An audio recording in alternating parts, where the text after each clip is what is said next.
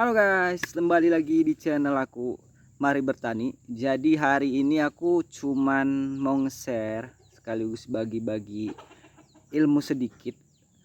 Malah tahu punya pengalaman yang sama juga buat teman-teman di sana, nggak apa-apa. Jadi ini cuman tentang eh, hama-hama yang biasanya kita tahu kalau kita nanam cabai udah pasti nggak lepas dari namanya hama. Hama itu yang paling susah untuk dikendalikan. Tapi ada satu hal sebenarnya yang kita nggak sadarin ketika kita uh, mengendalikan hama, yaitu tanaman inang maupun gulma. Gulma itu sebenarnya kita bilang udah pasti pengganggu, tapi sekaligus bukan cuma pengganggu buat pertumbuhan tanaman kita, tapi juga memang dia juga bisa jadi tempat hama-hama itu berkembang biak maupun sembunyi. Jadi sebisa mungkin gulma itu dibersihkan. Aku pengen ngasih tahu juga ada dua gulma yang umum kita jumpai ya. Kalau di kampung saya namanya kambing-kambing, tapi kalau bahasa Indonesia kalau nggak salah badondotan nggak tahu lah ya. Yang penting itulah. Terus apa namanya sintrong. Nah, kalau sintrong itu kalau di sini namanya itu simerderuma. Jadi dua gulma ini kalau bisa ya sedari kecil, misalnya masih segini ya udah cepet-cepet dibersihkan supaya nggak jadi tempat perkembangbiakan hama. Dan itu seperti badondotan tadi itu sebenarnya wanginya itu memancing seperti kutu kebul, itu suka banget dengan wanginya. Makanya ketika dia udah berbunga, itu udah ada kemungkinan kita periksa ya di bawah daunnya. Ada kemungkinan di bawah daunnya itu pasti ada kutu kebul. Dan itu biasanya. Kalau daun sintrong juga sama. Kalau misalnya dia udah berbunga, itu juga disukai namanya kutu kebul maupun trips juga. Jadi dua gulma ini adalah menurut saya yang paling sering kita jumpai dan paling umum yang ada di sekitar tanaman kita.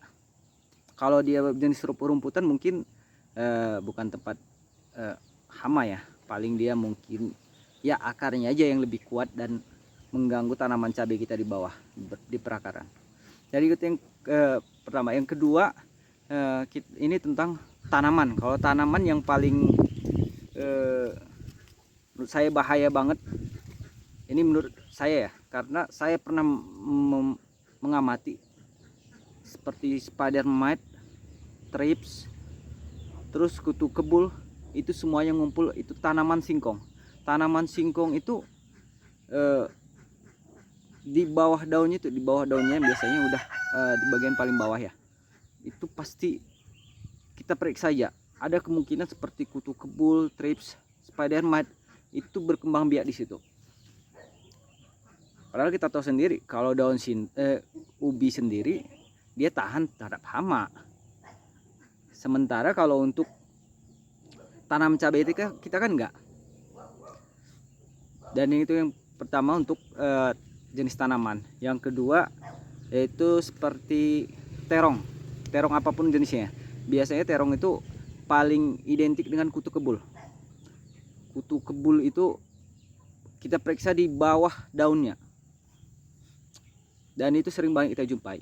Jadi kalau misalnya kita nanam cabai, sebisa mungkin ya terongnya, kalau kita nanam terong juga di situ ya sebisa mungkin kita semprot dua-duanya.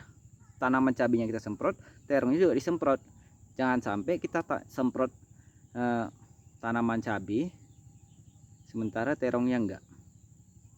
Dan biasanya di situ kutu kebul banyak.